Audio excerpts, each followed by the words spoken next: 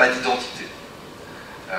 Donc, on est dans un moment très particulier, où en fait nous avons rompu avec ce qui était notre tradition d'hospitalité. Vous savez que hostis, qui a donné hostilité, veut dire hôte, donc nous étions les hôtes, et ils ont transformé ce hostis en hostile, en hostilité, en ennemi. L'autre est devenu l'ennemi, ce qui n'était pas, il était l'élément qui permettait de me définir moi-même. Et non seulement ça, cette rencontre avec l'autre distincte est en fait ce que moi j'appelle diaspora. Qu'est-ce que la diaspora par rapport au nomadisme, par rapport à l'immigration et par rapport à tout ça? Diaspora, donc cette dissémination de personnes qui restent distinctes, des gens qu'ils rencontrent, des endroits qu'ils traversent ou qu'ils habitent, tout en s'ouvrant à la distinction des personnes qui les reçoivent, de l'hospitalité.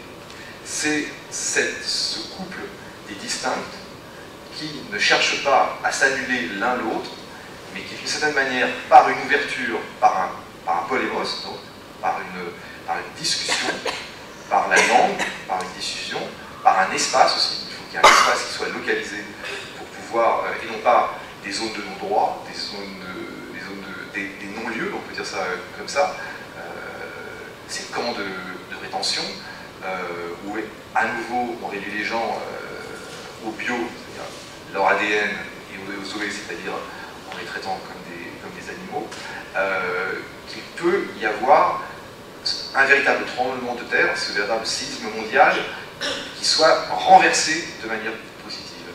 Et cette chance-là, elle n'est pas simplement pour les milliers de gens qui voudraient rejoindre les terres occidentales, que ce soit au Mexique par rapport aux États-Unis, ou les Chicanos en général, ou que ce soit l'Afrique subsaharienne ou autre, ou des Afghans, mais elle est importante pour nous.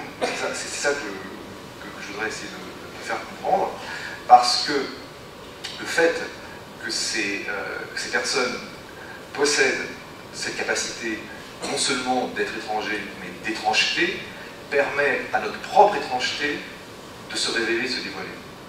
C'est la condition sine qua non pour que l'uniformisation qui est en train de se boucler, de se terminer, ne finisse pas en catastrophe mondiale.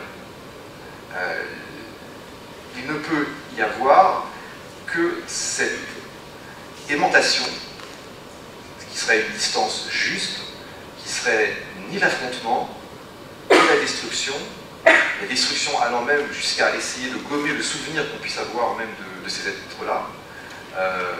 Quand on donne les numéros des sigles, on défait complètement l'identité. La diaspora, elle, essaime, dissémine, hybride, à travers un échange. Et cet échange, il est fait des deux côtés. Mais pour ça, encore faut-il donner non seulement un statut, mais une identité à ces personnes. Donc là, c'est une scène quasiment d'autophagie, on peut dire comme ça. Vous savez, c'est ce qui se passe dans ces zones frontières. Les Romains auraient dit dans ces limesses, l'homme est réduit à l'état de la plus simple expression du zoologique et du biologique, en fait. Là, il y a donc la scène de viol.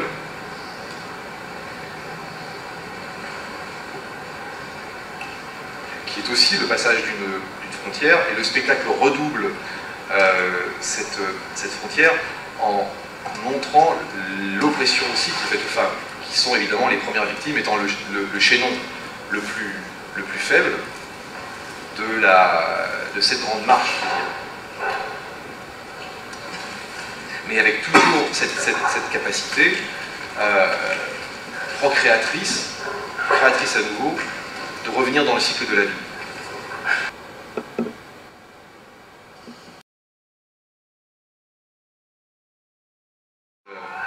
Intermédiaire dans le temps, oui, ferme les yeux.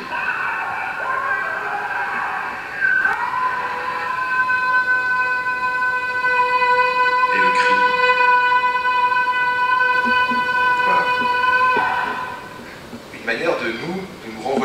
une espèce d'immense solitude.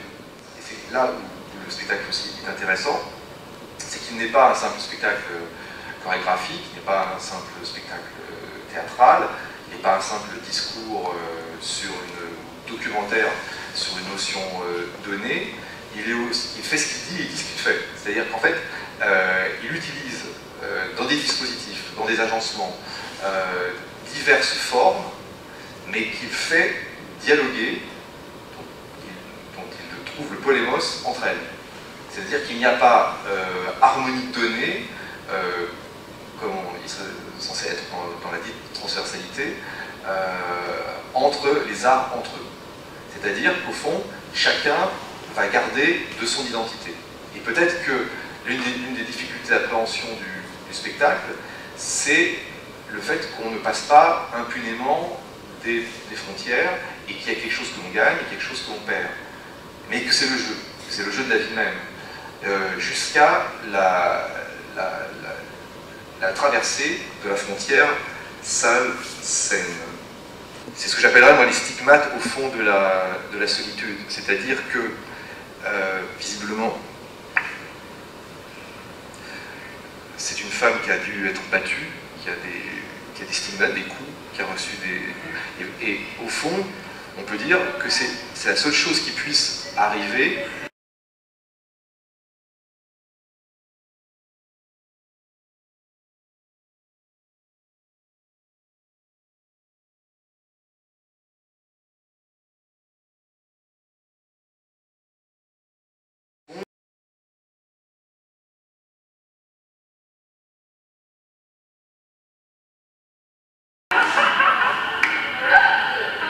donc aussi quand il y a légère que puisse paraître la scène, donc la personne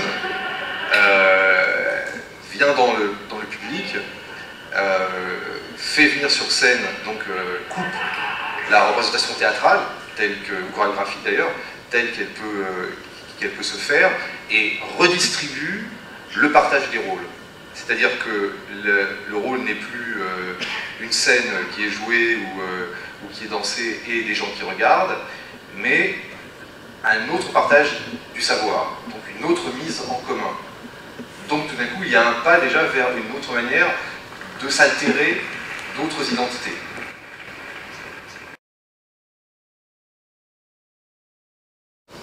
Je vais laisser regarder. Donc là, vous avez donc la mer qui est donc ce lieu où, et la plage où on s'est échoué.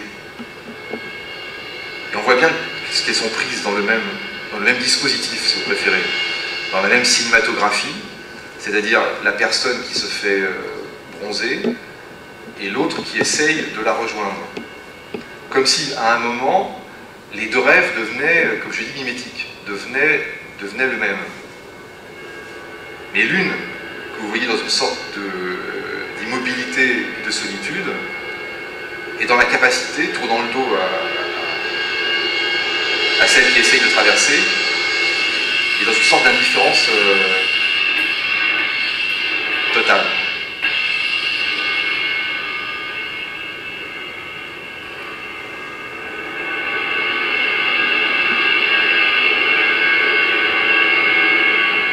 Et donc la manière pour l'oriental de pouvoir rejoindre le même fantasme de celle qui est du côté de l'Occident, disons de notre côté, c'est de lâcher ces liens. C'est-à-dire en fait pour moi de lâcher une partie de son identité d'une certaine façon.